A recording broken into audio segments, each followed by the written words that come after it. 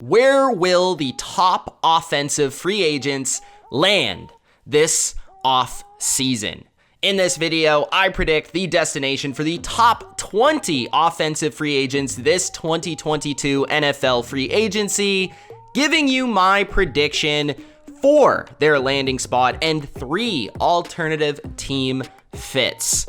My choices are based entirely on my opinion for what I feel makes sense both on the field schematically and off the field financially.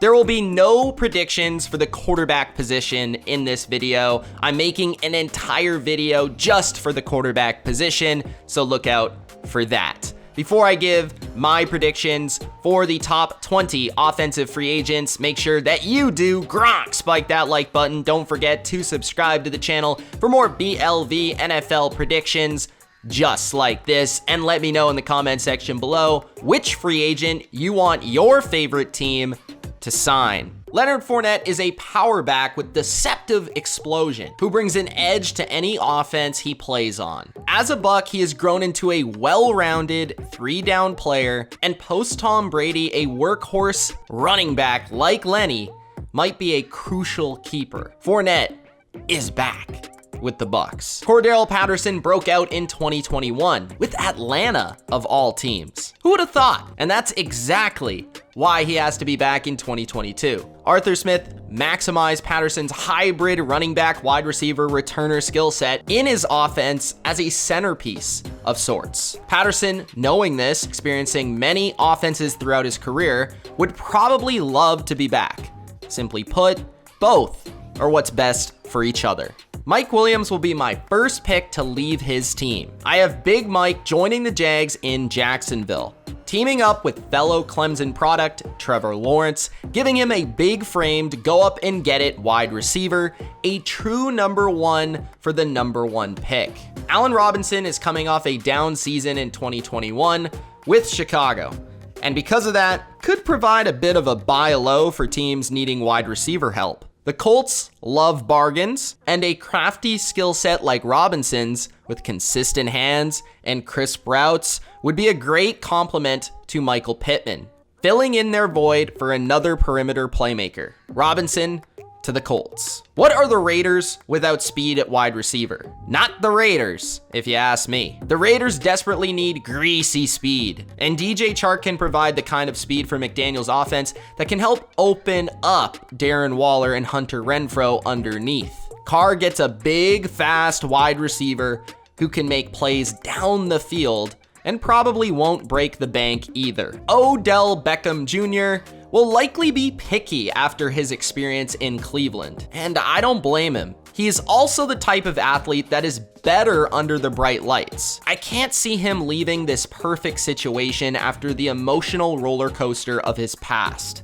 I feel Odell is meant to shine in the big market and thrive opposite Cooper Kupp as a Ram. The tricky puzzle that is Devonta Adams will be an interesting one to follow this free agency. If Aaron Rodgers stays or retires, he will likely play for the Packers. If Aaron Rodgers gets traded to, let's say, Denver, well then, he's a Bronco. Most likely, the Packers realize his importance for their football team with or without A-Rod and do their best to sign Adams long term. JuJu SmithSchuster's days as a Pittsburgh Steeler are all but over. A fresh start is in order, and it doesn't get much better of a fresh start than Kansas City, complementing Travis Kelce and Tyreek Hill. The Chiefs already have the burners with Hardman and Hill, but a tough, big slot wide receiver who can take a hit and create after the catch underneath the defense would be a welcomed addition. The Dallas Cowboys almost certainly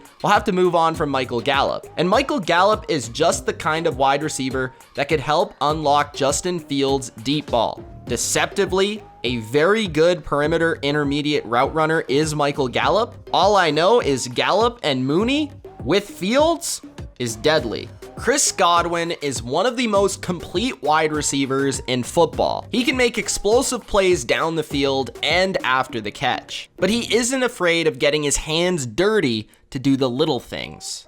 The Bucs have expressed multiple times how important Godwin is to their offensive scheme and football team. He is just now hitting his prime and seems like a loyal guy who wants to be a Buck for life. Mike Gesicki is the type of upgrade at tight end that the Chargers need. Joe Lombardi was in New Orleans during the Jimmy Graham years, and Gesicki carries a lot of the same freakish athletic traits of a go-up-and-get-it tight end who can also run deceptively crisp routes for his size. As a move tight end, Gesicki could be a superstar, catching passes from Justin Herbert for years to come. Dalton Schultz has been one of the most productive tight ends in the Cowboys system over the past 2 years. He's a well-rounded, reliable player that has built great chemistry with Dak Prescott, and I simply don't see the Cowboys messing with that. Gallup leaves, but they find a way to keep Schultz around. Rob Gronkowski will likely wait to make his decision, just in case TB12 decides he wants to come back. But if Brady stays retired, I see Gronk staying in Tampa. He fits in well as a complement to Evans and Godwin, and Gronk is just more in it for the fun at this point. Gronk has fun in Florida, and that's why he'll be back in Tampa Bay. The best offensive lineman on the market this offseason is undoubtedly Terron Armstead. And now that the Saints window is closed, he could be open to a new home. The Dolphins operating the new Mike McDaniel offensive scheme makes a lot of sense. They need a left tackle for Tua and their own Trent Williams for all the creative run schemes. The Dolphins stop messing around with the offensive line and pay Armstead to become a Fin. Trent Brown has already experienced the big payday, and it didn't really work out for either party. So Big Trent will likely be cautious when hitting the market, and especially in leaving New England. As long as he gets a reasonable offer, I think he'll want to be back playing for Belichick, protecting Mac Jones, and mauling people into the dirt in the Patriots' power run scheme. Dwayne Brown is a vet still playing at a high level. He probably wants to play for a contender, and many contenders could use a short-term answer at tackle. One contender who needs offensive line help is, you guessed it, the Bengals. The job is simple for Dwayne Brown. Finish your career protecting Joe Burrow and chasing a ring. It's also simple for Orlando Brown. You don't trade assets to get a young cornerstone left tackle to protect your greatest asset in Patrick Mahomes to simply just let him walk a year later. Kansas City locks up Orlando Brown as their blindside protector for the foreseeable future. The former All-Pro guard Brandon Scherff has been stuck in Washington on the franchise tag for the past 2 seasons, and you have to think he wants out. The Panthers are desperate for an upgrade on the offensive line. Brandon Scherff fits the bill as a beast in the run game who can set the tone for the Carolina offense. James Daniels fits Brian Daboll's scheme as an athletic mover of a guard who can work in space. Daniels is young and can grow beside the rebuilding offense in New York. Ryan Jensen is a big, nasty, old-school offensive lineman who plays with an edge. He is capable of playing in any scheme, but his best fit remains in Tampa Bay, where the Bucs would love to keep their continuity up front. I could see Jensen leaving, but I believe Tampa Bay wants to compete moving forward without Tom Brady, and keeping their offensive line together is an essential start. Those are the top 20 offensive free agents with my predictions for their destination. Let me know in the comment section below where you think every free agent will land, and which one of these free agents do you want to land on your favorite team. It's Mitch, thanks for watching. Gronk spiked the like button. Check out the rest of my free agency predictions. There will be a lot more coming. Peace.